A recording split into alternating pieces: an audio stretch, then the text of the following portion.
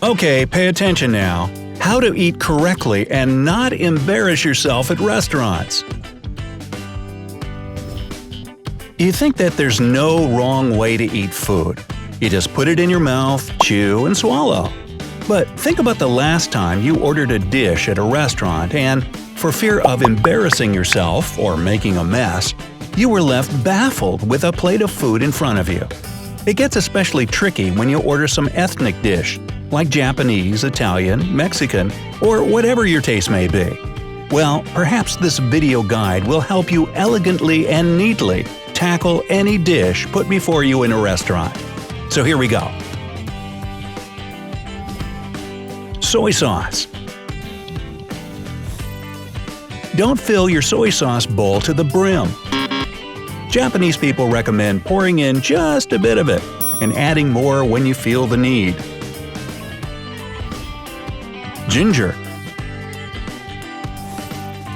Most of us like placing pieces of ginger directly on our sushi or sushi rolls before eating them. But ginger is, in fact, supposed to be eaten separately from your food and only during breaks in between dishes. It helps refresh your mouth and bring out the taste of the dish you just ate. Wasabi. Hey, what's up, wasabi?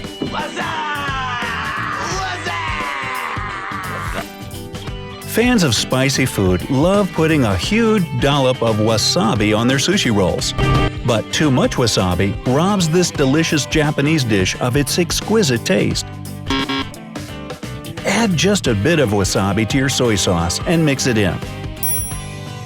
Another way to spice up your life is to spread a thin layer of wasabi on your sushi or rolls. Sashimi. The golden rule with Japanese cuisine is that you should always use chopsticks or your hands, never use a fork. So, to eat sashimi correctly, pick up a piece with your chopsticks and dip only one side of it in soy sauce. Don't drown the whole piece, and don't take bites off of the fish.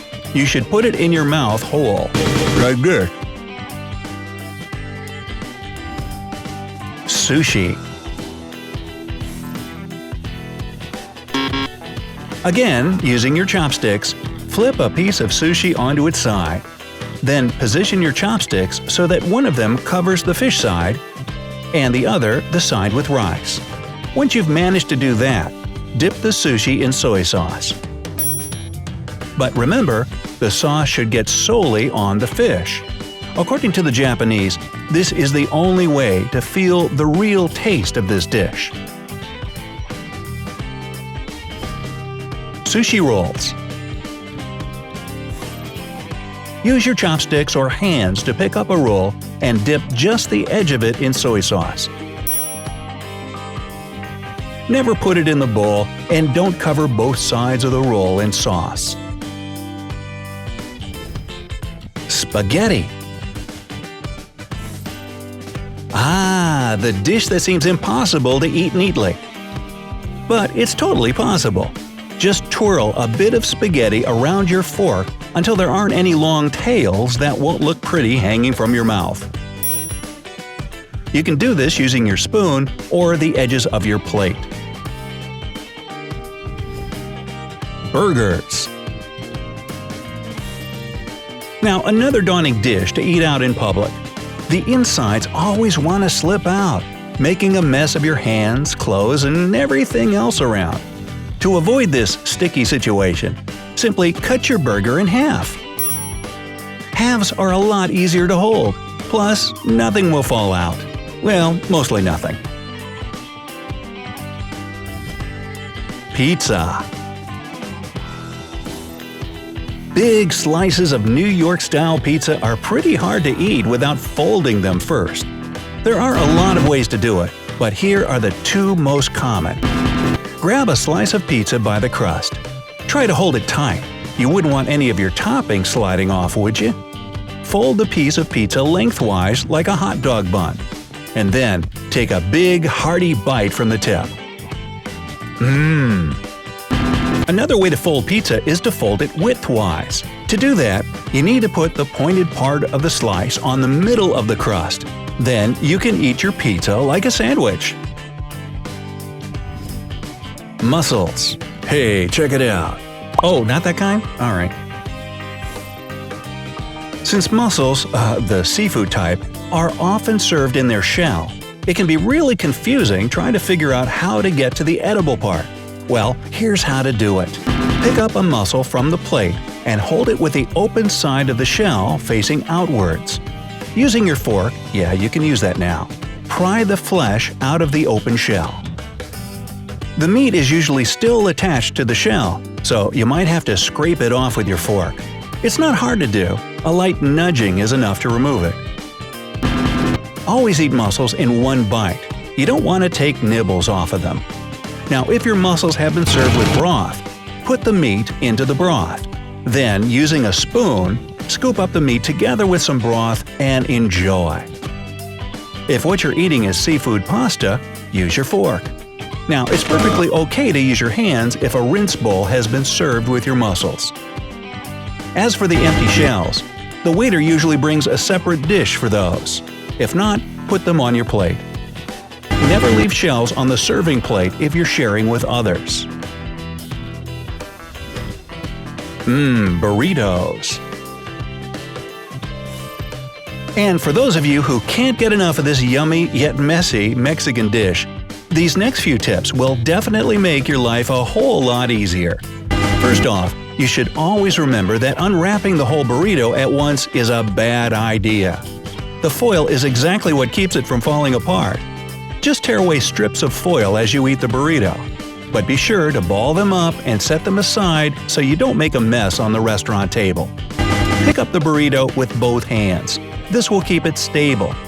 As long as you're not in some fancy schmancy restaurant, you can even keep the burrito on the table or your plate and lean in for a bite when you just start. The vast majority of burritos are too big for a person to fit the whole thing in their mouth. Well, I know some people, but that's why the best way to take bites is to start from the outer edges and work your way in towards the middle. If you take a big bite out of the middle, all that tasty filling will fall out the sides. Now, don't hold your burrito up for too long. Keep it on the table when you're not biting from it, since every additional second in the air may cause it to fall apart. And don't squeeze it too tightly, or else you'll puncture the tortilla. Don't even attempt to eat a burrito while walking. Not all burritos are created equal, so some of them aren't wrapped as tightly as we'd like.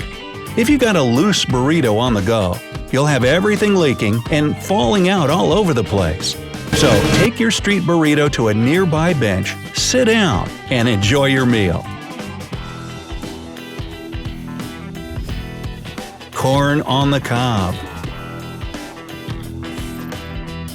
Another food that's impossible to eat without looking like a messy-faced pig. Corn on the cob is tough to eat elegantly, but there are some useful ways to make the whole ordeal look prettier.